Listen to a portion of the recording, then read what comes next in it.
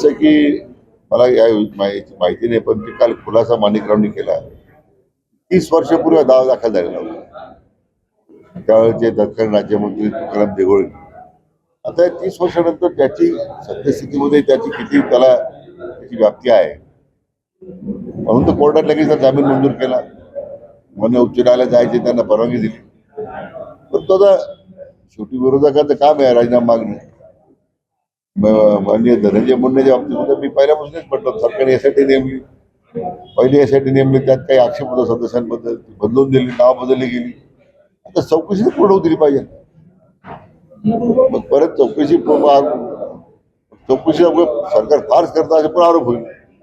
पण चौकशीचा अंतिम आल्यानंतर काहीतरी निर्णय होईल असं मला वाटतं. ते माझं मत. काही सरकारजवळ मांडत नाही.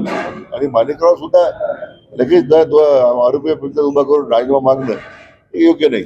आणि त्यात उद्धव ठाकरेंना त्यांचा कोणता धक्का आता त्यांना जेवढे धक्के बसलेले आहेत, धक्क्यातून सावरता त्यांनाही मला वाटतं लक्ष देईना.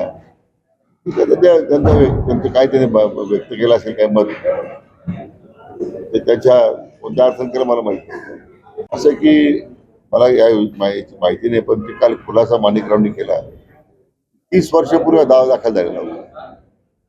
त्यावेळेचे दक्षिण राज्यमंत्री तुकाराम देगोळे. आता 30 वर्षानंतर त्याची सद्यस्थितीमध्ये त्याची किती त्याची व्याप्ती आहे, म्हणून तर कोर्टात लगेच जामीन मंजूर केला. मान्य उच्च न्यायालयात जायची त्यांना परवानगी दिली. पण तो आता शेवटी विरोधकांचं काम आहे राजीनामा मागणं.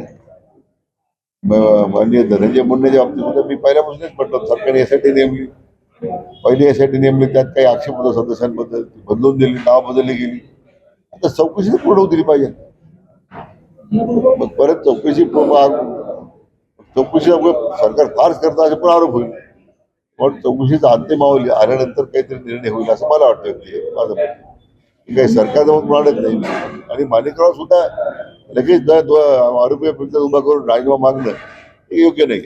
आणि त्यात उद्धव ठाकरेंना त्यांचा कोणता धक्का आता त्यांना जेवढे धक्के बसलेले आहेत, धक्क्यातून सावरता त्यांनाही मला वाटतं लक्ष देईना. त्यांचं काय त्याने व्यक्त केलं असेल काय मत, ते त्याच्या कोणत्या अडचण केलं मला माहिती नाही.